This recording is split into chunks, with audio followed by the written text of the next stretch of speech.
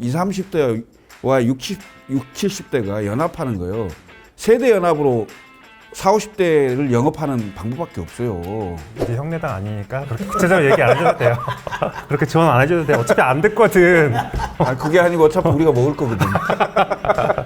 꿈을 얼마나 꾸시고 우리가 지도부를 전면 개편해서 우리가 흡수할게.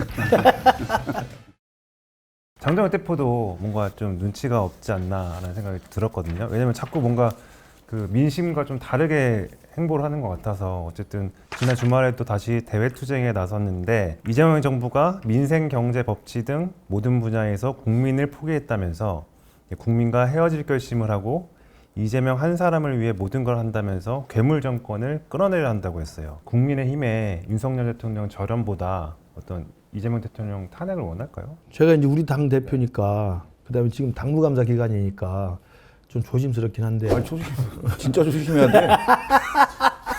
무슨 말을 하려고 지금 아니 형님 다 잘린다고 소문났어. 소문났어? 당협위원장에서 김근식이 이제 당무감사로 만약에 잘리면은 저는 영웅 되는 거죠 뭐.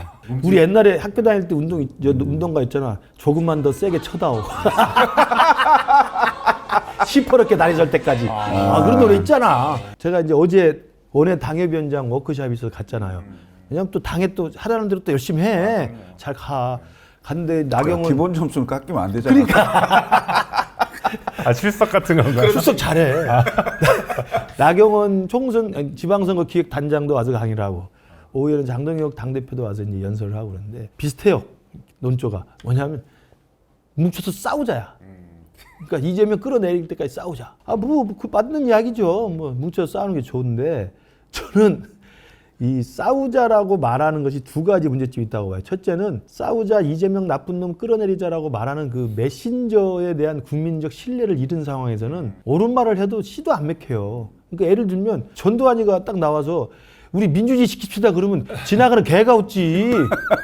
그러잖아. 맞는 지적이라도 사람들이 귀뚱으로도 안 들어. 그렇죠. 그러니까 메신저의 신뢰가 있는 건데 그 메신저의 신뢰 이야기는 지금 해결을 안 하잖아요. 두 번째는 싸우자 좋아요.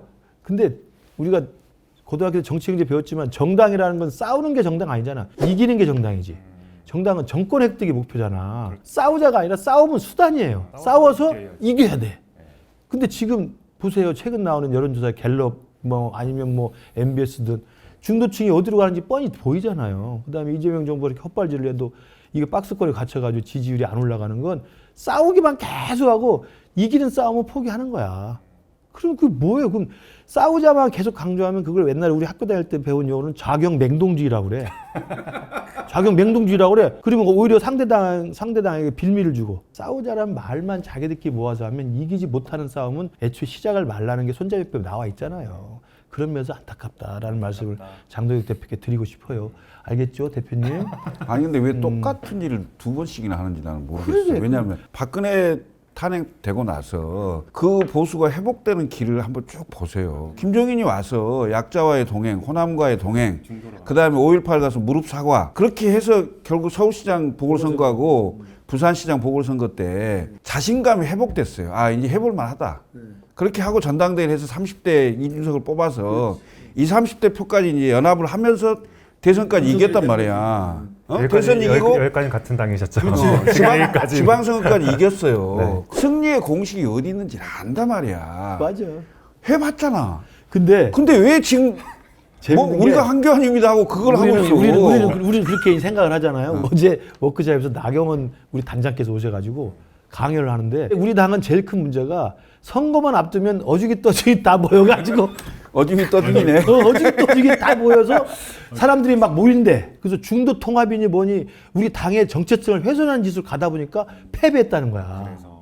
그러니까 전혀 다른 진단을 넣더라고. 그게 아니고 안 쫓겨나야 될 텐데 걱정이야. 조금만 더 쳐다오. 아니 잘린다 그러더라고. 괜찮아요. 아니 잘리면 한동훈 대표에 대해서 지금 당무감사위하고 윤리위원장을 곧 뭐 임명을 한대. 그래서 그 절차에 들어갈 거고 그 한동훈과 한동훈 계보 특히 원내는 못 건들겠지.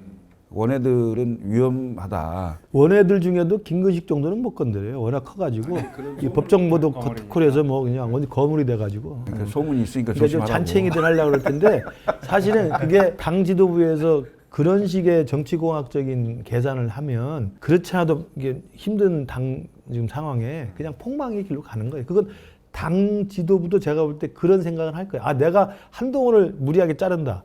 아니면 한동훈하고 친하다고 그래서 원외 당협위원장을 당무감사를 핑계 자른다. 그게 자기들이 과하다는 생각은 최소한 하고 있을 거예요. 뭐 저는 더 조금만 더 세게 쳐도 괜찮아요. 예. 근데 아까 이제 형님이 얘기한 게 지금 나경원 전 이제 원내대표 얘기처럼 장 대표도 지금 뭔가 지금 지지율이 횡보하고 있다가 조금씩 우상향하는 추세다라고 얘기를 하고 있더라고요. 바깥에서 보기에는 전혀 우상향하는 것 같지 않은데 이거는 뭐 믿음인가요, 그냥? 국힘 지지율은 지금 이재명 정부의 이런 실수에도 불구하고 그냥 그대로잖아. 20% 초반대. 무당층보다도 안 나오고 있잖아요. 안 나오죠. 네. 안 나오죠. 그러니까 무당층이란 뭐예요? 이재명에 실망했지만 우리 당으로 오지 않는 거거든. 우리 당도요. 기본이 있잖아. 기본 공식이. 정당의 지지도가 30%는 기본 넘어야 수도권에서 출마를 해볼 수 있는 거야. 최소한 20%대면요. 이건 출마 자체가 불가능한 구조예요. 그러니까 선거의 공식이 완전히 바뀌었어요. 그러니까 지금 바뀌었는데도 불구하고 보수만 인식을 못 하는데 보수는 90년대 3당 합당의 그 구도 속에서 나오지를 못했어요. 그러니까 진영과 지역 대결을 계속 생각해요. 그때는 당연히 호남 고립이었기 때문에 보수가 훨씬 유리한 텃밭이 넓었고 당연히 압승을 했죠. 근데 그게 깨졌어요. 그걸 깨려고 민주당이 수도 없이 호남 기반의 영남 대선 후보를 냈고 그래서 결국은 PK가 거의 반반이 됐어요. 반반이 되면서 그 출향 인구들이 많은 수도권에서 호남 PK, TK가 한 20% 정도 나오고 그다음에 충청 합치니까 PK보다 민주당 입장에서는 수도권이 훨씬 좋아요. PK가 험지지.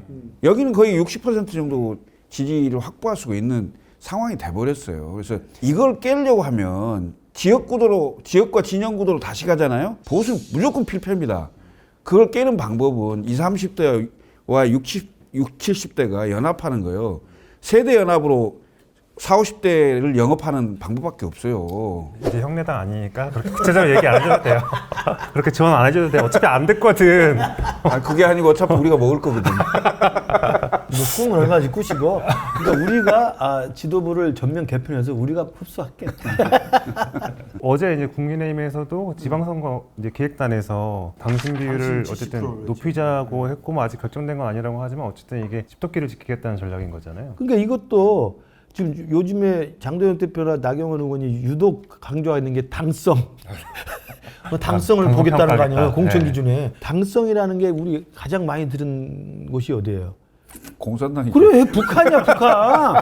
북한에서 당성을 이게. 당성과 위반했다. 그럼 당성을 다 검증하고. 사상이 불응하다. 그럼 당성 검사를 하겠다 그러면 그건 뭐냐면 숙청 작업할 때 속가내는 거예요. 그다음 당론도 마찬가지잖아. 당론이라는 게 민주주의로 갈수록 사실은 당론은 자유화시킵니다. 개별 의원들한테 자유투표를 하게 만들어져요. 당론이라는 건 사실은 특수한 경우에만 당론을 만들어서 강제 당론을 하는 거예요. 근데 지금 우리 당에서는 한동훈이 당론을 어겼다. 아니, 당론이라는 게 민심에 배치되는 당론을 따를 수 있는 정치인이 누가 있겠어요. 그거 아니잖아요. 그리고 설사 그 당론이라는 게 탄핵을 반대한다는 12월 달에 의총회에서의 그 이상한 당론을 지금까지 이야기하면 탄핵을 만장일치로 헌법재판관이 내려가지고 그걸 결국 우리 당도 수용을 해서 김문수 후보를 낸 거 아닙니까?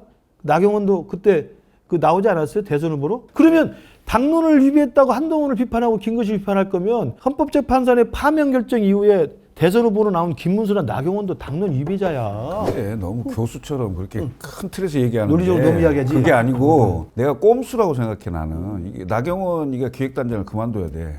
그렇지. 자기 서울시장 되려고 하는 꼼수야. 내가 그 이야기 내 입으로 할 수는 없잖아. 그렇지. 그래서 내가 대신 해주는 거야. 발언인데 긁어졌네. 혹시 경선을 하게 되면 당원들 표는 본인이 이긴다고 생각해요. 지난번에도 이겼었어요. 네, 그래서 7대 3으로 가면 후보가 될 수가 있어요. 그러면 그렇게 지방선거 기획단 단장하면 안 되겠네. 아, 그럼 내가 지금 그 얘기를 하는 거야. 자기가 기획단 단장을 하면서 5대5를 7대 3으로 바꿔놓고 그만두고 나오면 자기가 룰 다 정해놓고 그게 말이 돼? 근데 그 7대 3으로 만약에 지방선거 기획단에서 알을 만들어서 최고위에 올린다는 거예요. 지금 최고위 구성을 보면 그대로 통과될 가능성이 높죠. 그러니까 그러면 이제 당성, 당론, 그다음에 당원들 목소리가 그대로 적극적으로 반영되면 그 어떤 사태가 벌어질지는 아마 뭐 어떤 사태, 뭔 어떤 사태야. 다 지는 거지. 나는 지방선거 안 나가니까. 새끼들을 생각해야지.